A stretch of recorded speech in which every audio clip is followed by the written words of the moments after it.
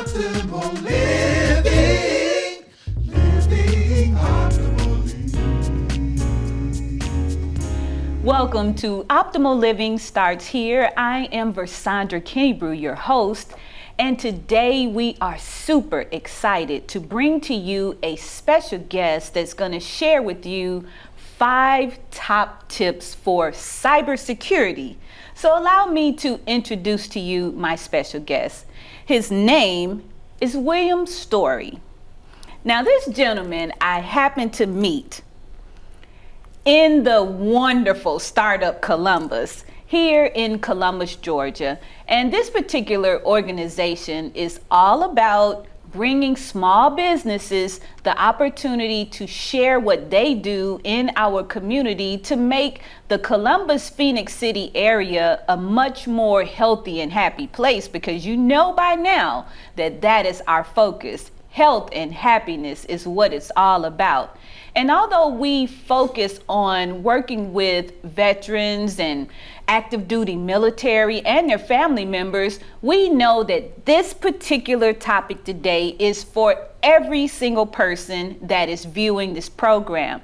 So William is going to share with you those 5 top tips, and we're going to have a little conversation about how cybersecurity might be affecting you and your family at home and at work. So welcome, William. Thank you, Versandra. Nice to be here. Thank you for inviting me. It's always a pleasure to meet and talk with you. Yes.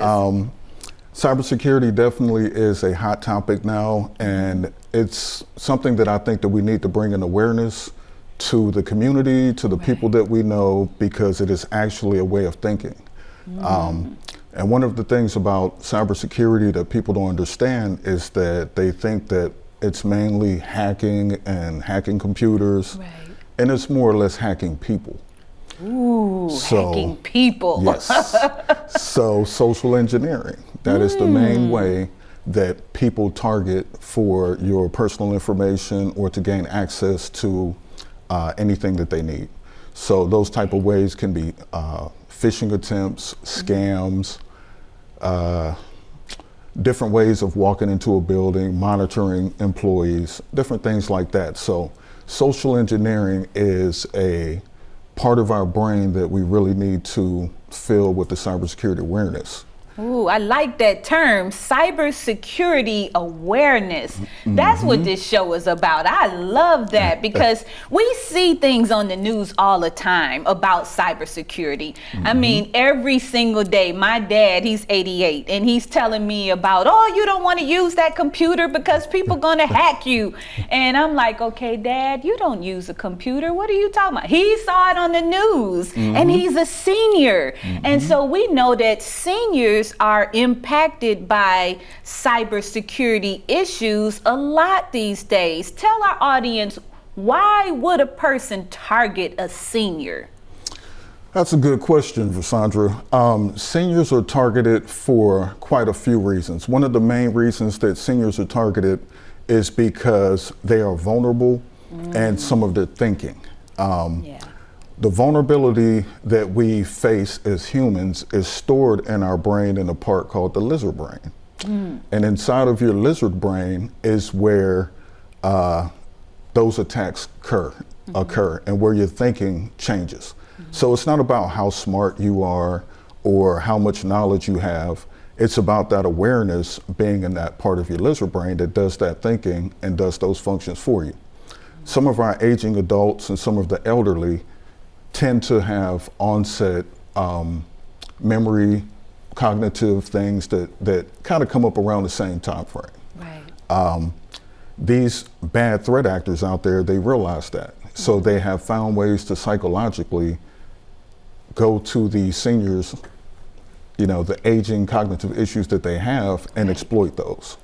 So when it comes to loneliness or depression or different things that they may have issues with more than others in their way of thinking, they have mastered the way to go and scam them out of money and have them give access to passwords and things like that, because they don't have the resources that we have. Nobody teaches the seniors don't do this or don't do that, the way that we may learn and the way that we may understand.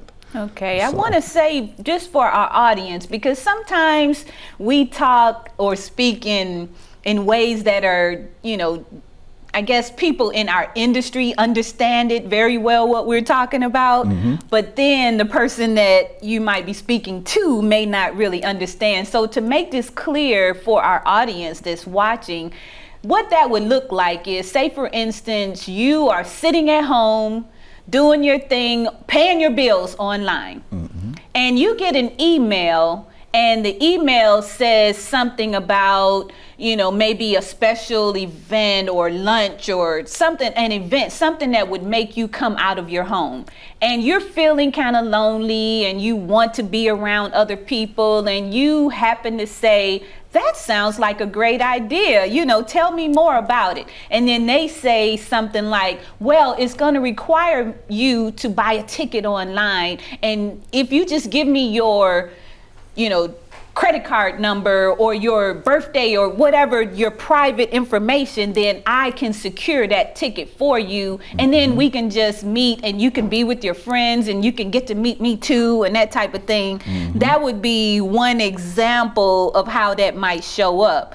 But then there are the things that happen on social media, because we all know social media is a prime spot for people to be targeted. And you might get a messenger, a message in Messenger that says, someone is hurt. I've seen that one. Your family member just got hurt and the police is there and they need your help immediately to be, I guess in a secure space. So the person acts immediately because they think it's really that important that they do so right now.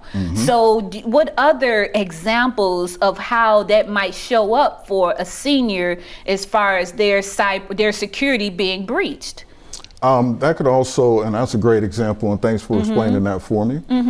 There's also different ways where they may receive phone calls from different funding organizations. One of the big ones, the sheriff department calls and says, hey, we're taking donations for this.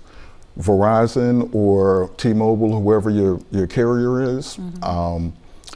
Banks, they will use a bank to call. And another tip, if a bank or any of these places ask for your information, they already have your information. There's no need to give it to them. So, banks, there's been a lot of PayPal. PayPal's been going on, and Amazon. Amazon's been a big one. Home Depot's been popping up recently. So it can be a text message. It can be the form of a social media message, like you mentioned, or a phone call. And the phone call seems to be one of the biggest ways that they're doing that now, which they call vishing. And that is seems to be more effective than the emails. Well, I'm not going to say that. It seems to be the more preferred method at this time of year than the emails. And it's, one of those things that they really need to look out for. So just, if the phone call, you don't know if it's an organization that you're not sure about, call that organization or call that company and verify with them that, that's the information that you received was from them.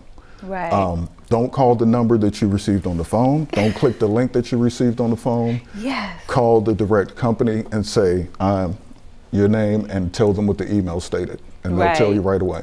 Yeah, I picked up my phone because I remember seeing Amazon, I remember seeing PayPal. All of those things are coming up on my phone on a regular basis. And I think about this and I think about my response to it, because I immediately, it's spam. So I click the spam, but if I see that my actual name, my full name, and even my address sometimes might be in there, I forward that message to the company so that they recognize that this is what's happening.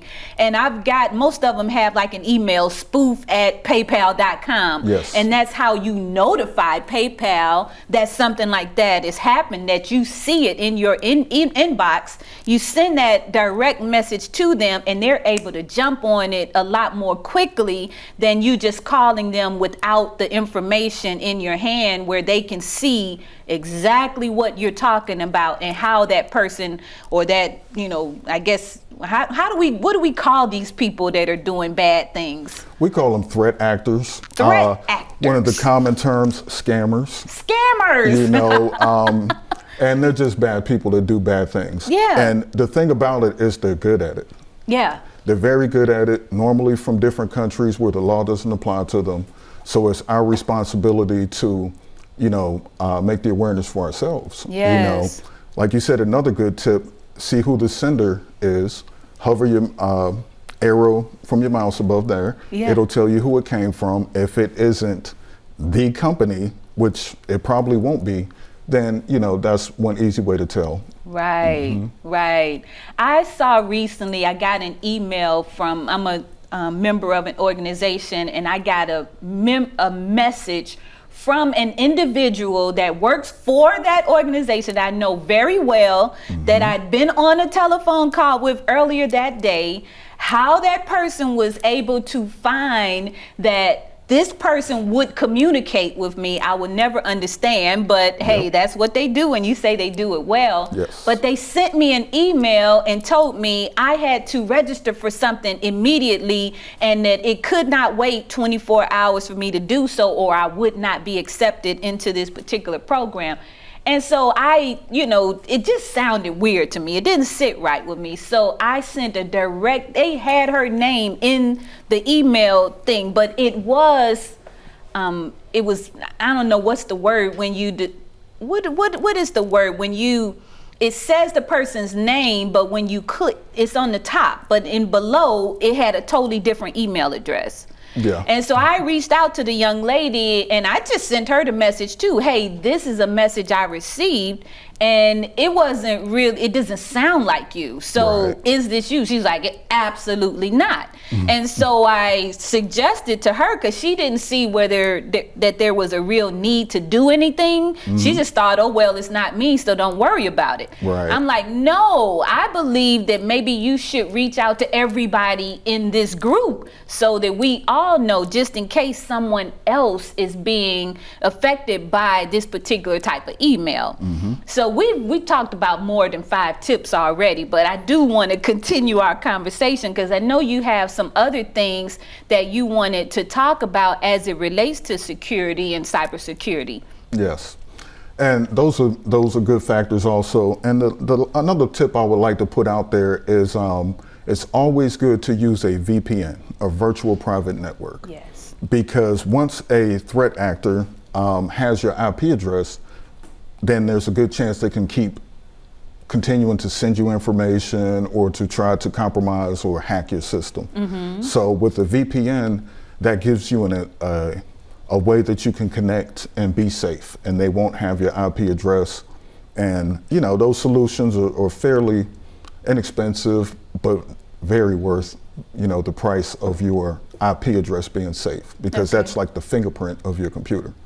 Wow. So that's a good way to do that, because again, what you're talking about may have been malware, a worm, and it went into that person's address book, sends it out to a lot of people, and now everybody's receiving this message. And it's also good that you let her know that it was happening, the first thing to do. Yeah. So that's kind of just to piggyback on that. Right. But again, as you can see on the screen here, I have People, Processes, and Technology, PPT. And the reason being with that is those are 3 areas that we really need to focus on as individuals and as businesses. Yeah. So to start with a business, small business to enterprise, anytime you make any changes in technology, you're going to change the way that you do business. So that will involve your people understanding the technology, to be trained on the technology, to the culture to embrace the technology. And then that's going to go into your processes on how you do things. So with that, it's very important that, you know, from an IT consulting point of view, that you kind of look at the scope of your business operations, from your organizational policies on how you do things. How long will it take to accomplish this? If your system's down, is it going to affect it? Do you have another plan in place? So a lot of these things, a lot of people tend to not look at, but when you get pushback from your employees, I don't know how to use this. I don't want to use this system. I like the way we used to do things. I don't want to do this. You know, then it's going to become a problem. Right. You know, and that's going to become a problem within your organization. Right. So it's always good to kind of look at the PPT, the people, processes, and technology as one thing, one circle. Okay. And whenever you're able to identify those, you can kind of put a plan in place, do a survey, talk to your employees, tell them what's going on. Right. You know, look at the changes that are coming. Is it the right time to do it? How long will it take? Things like that. Right. So that you're not kind of just stuck with expensive software, untrained staff, and people that don't want to use it. Okay. You know, so that's just a little tip for the businesses out there to kind of look at that when you're making that type of an investment. Right, right. So we've talked about cybersecurity at home. We've talked about cybersecurity for seniors. We've talked a bit about cybersecurity for businesses. And so that lets us know that this is a situation and an experience that can affect anybody, anywhere. It doesn't matter who you are. You can be negatively impacted by someone who is taking your information and using it in a way that you did not agree for them to do so. So now let's just look at how it really impacts the individual. So say, for instance, you have that senior that has been hacked. Someone has gotten their information and they have been, you know, doing whatever they're doing on the back end with their information, taking their money, messing up their accounts, that kind of stuff. When we're talking about optimal living and how it starts here, what we're doing is sharing with you ways to better secure your well-being, because this can impact your health. Yes. I mean, when you are, first of all, if you're fearful all the time that someone is going to get your information, then sometimes you can be in such a state that you just refuse to use the technology that you had just because you're fearful. Yep. So that fearfulness can turn into an ongoing, I mean, some people can't sleep at night because they're Anxiety. worried, thinking about what might happen using technology. But then it gets even deeper than that. We have some people that, because they're fearful, they're not responding in a timely manner to things that are coming to them in emails. And so therefore, they might have received, they're scared that the email wasn't real, but they received an email about their mortgage, or they received an email that they, you know, something, utility might be being shut off or something like that. But they don't respond because of their fear. And so now they're in a bad situation. They might be in the dark because the electricity is turned off, because they thought, well, that might just be scam, so I'm just not going to do anything. So being still and not doing anything can also impact your life in a negative way. Yep. So this fearfulness is not the answer. The solution to the challenge is to have an expert on your team, someone that you can reach out to that can assist you with setting up your devices, setting up your security on your actual internet connection, maybe,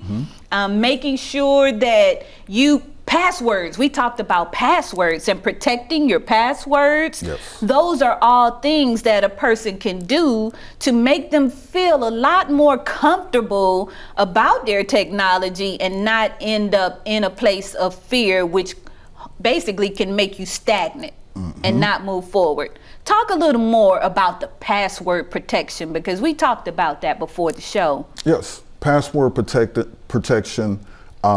is very important. Your password lengths, the age of the password, and when you have 15 different sites with 15 different passwords, you're probably going to write some of those down and do things like that. And that is not what we want to happen, because that information can fall into the wrong hands. So it is suggested to use a password management tool.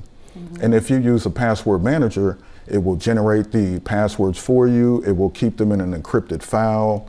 It will let you know a lot of times if a password has been breached or found on the dark web. It'll alert you to change those passwords. And just the headache alone of 15 characters, upper, lower, a couple of special characters, and a number at the end, you know, it's kind of a hassle. Yeah. So the password manager will automatically generate those for you. You will never have to remember a password for another site, because it will automatically autofill those passwords through an encrypted manner for all of those different sites that you go to. So that's the most effective way of protecting your passwords, and to change your passwords is to use a password management tool. Okay, now I gotta say, I'm gonna put myself out there, because I'm one of those people that kind of stick with old ways of doing things, and it may not be the best way, but I use Google for everything. And so, like you said, Google will inform me if my email has been found, or my email or password has been found on the dark web. And so I get this notification, it's flashing, and it lets me know, and I know how to get into my passwords there, and I can find them in case I forget, that type of thing. Is that a good source, or should I just totally, you know, just not use Google in that way? My suggestion, and I love Google. Google Home, I mean, everything. You know, we talked about the smart homes. Yeah. So anybody that deals with third-party aggregation, which means selling your information, Yeah. I would rather use an encrypted, reliable source to store my passwords. Right. To saying it in a polite way. Right. So the autofill, I wouldn't use, because a lot of times your autofill can go into an extension that you have. And if that extension's not a good extension, and that extension gets compromised, they can pull your passwords that way. So the ones that I recommend and that I use and that we supply are 256 military grade end-to-end encryption, to the administrators at the corporation can't even get your information. So that way we know that, you know, your passwords are safe, or if anything happens, that it's reported immediately, but it didn't go through, we don't know how many hands before you did get that alert that came up. Right. Oh my God, I am being so well educated by an expert, and that's why I have you here on the show, is because I want to learn too. Yes. You know, I am not 88, but I am getting close to 60, so that puts me in the age of a senior. And so what you're talking about impacts me directly, and I know that many of individuals that are watching this show right now will be able to relate to this conversation. Some of the things may seem a little bit technical for you, but I do invite you, use Google to at least check out what these words or these terms mean that we're talking about, because you can get that information through Google. Now, I'm gonna tell you, I have an issue with using all of these Google assistants and all of the voice command type deals, because I feel that that's another way that my information is being collected, and I don't really want everybody to have my information. I mean, I actually shut down my, what's the little pod thing? The Google Home? Anyway, some little pod thing that you can speak to, and I shut that thing down after 24 hours. I felt as if it was collecting everything that I was saying, and I said, no, I do not want this. Am I just being, you know, hypersensitive, or what have you heard down the pipeline about using these type of tools? With those type of tools, well, you have awareness, because you don't want to give all your information away. Yeah.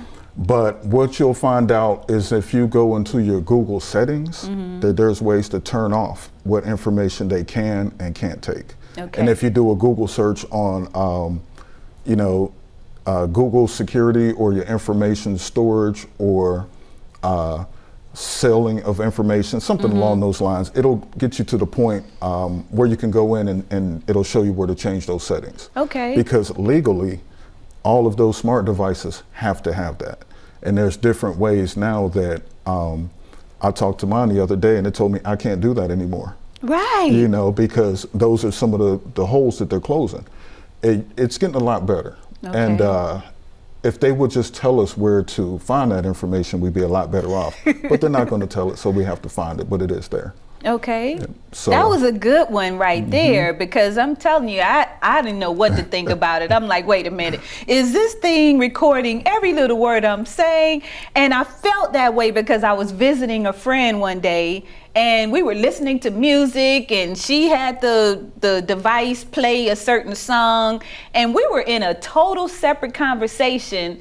And somehow Siri or one of them ended up speaking out loud and saying something about what we were talking about. And I'm like, I didn't ask you that, Siri. And Siri responded back to me. And I'm like, wait a minute.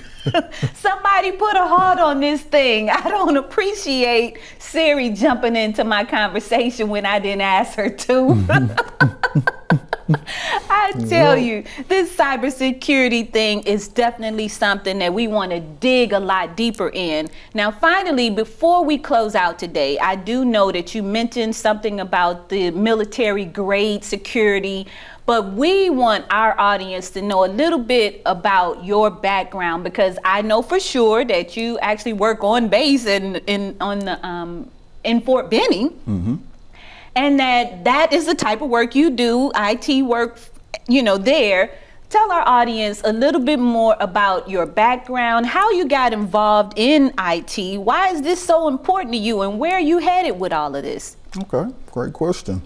I have a background, about 22 years of IT experience. I started in the military as a multi-channel transmission systems operator maintainer, which is just a fancy word for a person that takes the telephone and puts a code in it.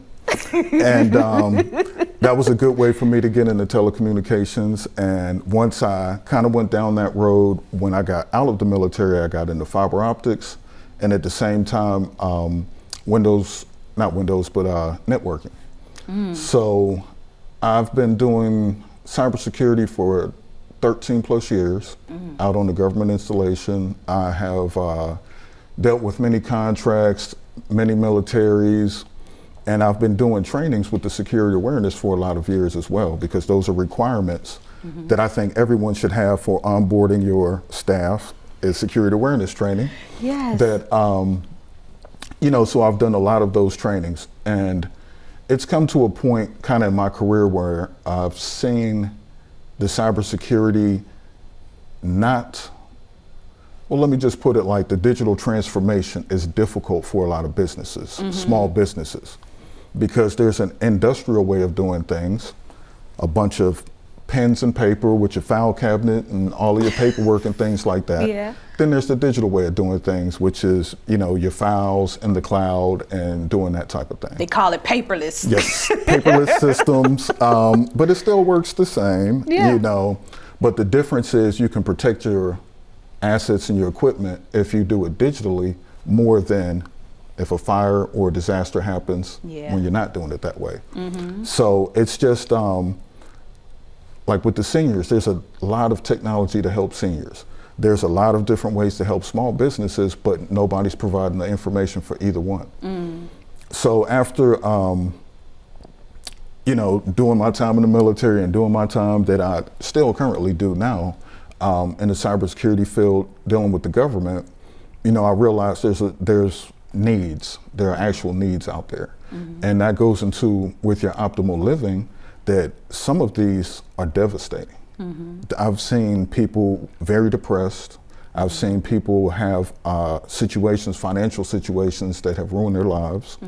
And one of the main things I notice are people are embarrassed to talk about it. Yeah. Please don't be embarrassed. Yes. It doesn't mean you're not smart or anything like that. I mean, the smartest people have been targeted. So it's not that, but the main thing is to tell someone about it, to, if it doesn't look right, mention it. Yeah. If something happens, talk to someone about it. Don't keep it to yourself, because it does affect your health.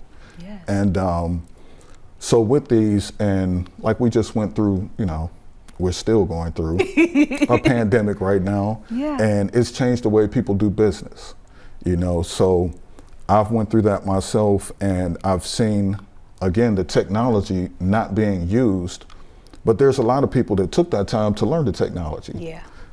A lot of people know how to use Zoom now. Right. A lot of teams. Many times a day. Yes. And we realized we can do business and actually virtually still have meetings. And it's somewhat just as effective. So back to my background, after doing the cybersecurity awareness training, that was my passion and my job. Right. And again, you know, cybersecurity threats and penetration testing, hacking, all of those different things are important, but people hack people, you know. So that's the main thing that we have to do, is bring that awareness. Right. Without that awareness, we're the first line of defense. If you have a business, your employees are your first line of defense. Right. And if they're aware, that's 50% of your threats eliminated, because they know not to click this, they know not to do that. And for the seniors, you know, they need that. You know, we're looking at offering some services for them, because they're not being taught that.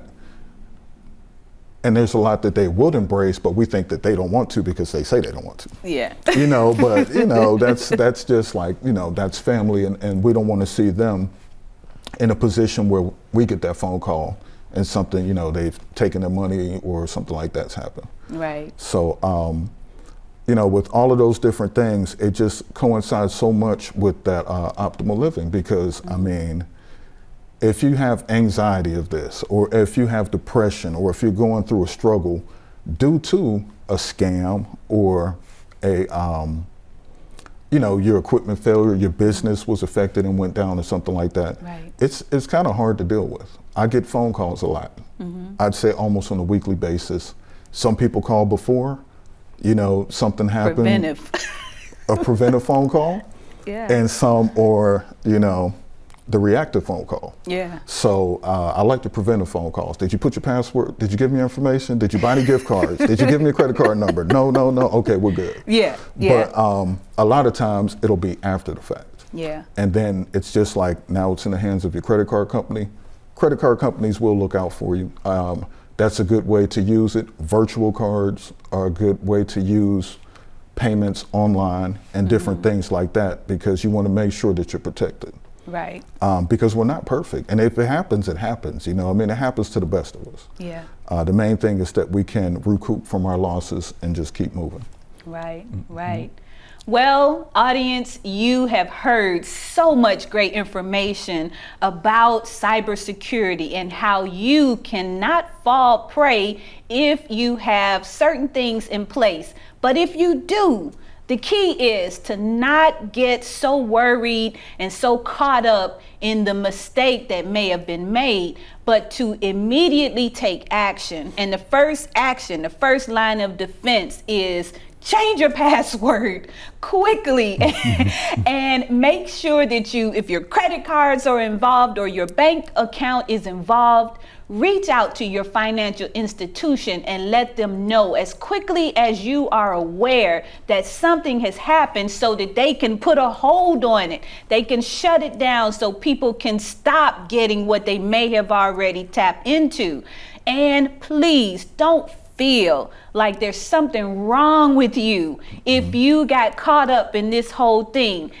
People that are doing these type of things are criminals. They are not good people. And so they stay up all day, just like we go to work 8-10 hours a day. Criminals work 8 to 10 hours a day looking for ways to take what is yours. So you are not a bad person. You are a victim of a crime. And so I would like to just finally close out with our friend here, William, sharing his contact information just in case you need to reach out to him and learn more about his business, ACE. Come on. Advanced Consulting Experts. There you go. Yes. Okay, you'll be able to reach out to him. And as a matter of fact, we'll just put it right below so that you can reach out to him. You can do a one-on-one consultation. You can find out more about what the next steps would be. I'm sure that's probably what you would be doing with that. Yeah, Yes. yeah. And just know that we're right here in your community, looking to serve you and support you, because optimal living starts here. And we are super excited to continue to provide you with resources, tips, tricks, individuals who will empower you to live a more healthy, happy life. I am Versandra Kennebrew, your host. Peace and love. Optimal living.